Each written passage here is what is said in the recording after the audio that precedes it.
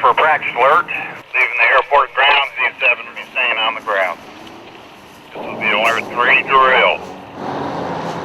The scenario itself is actually an MD-80 aircraft that took off out of the Chattanooga Airport, and once it rotated, it lost directional control, actually smashed through the fence, came apart, and wound up jettisoning passengers, fuel, cargo in this general vicinity, which you see behind me.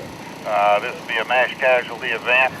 I recommend you go ahead and start the mass casualty trailer. We're going to need water rescue also.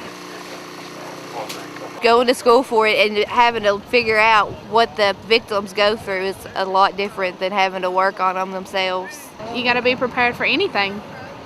So I think it was good that we done this. It helped us see what it's like.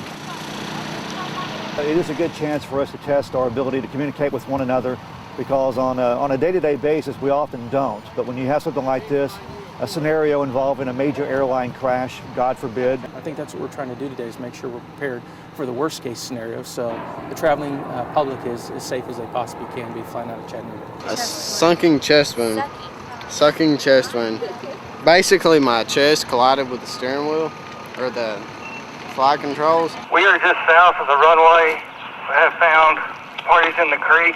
And for the airport, they're required to have a full-scale exercise every 3 years. And most of the time what we find out is there's a communication piece somewhere that we can improve upon. We hope we find things that went wrong, because we'd rather find the discrepancies and the things we did wrong in a setting like this than for the real thing.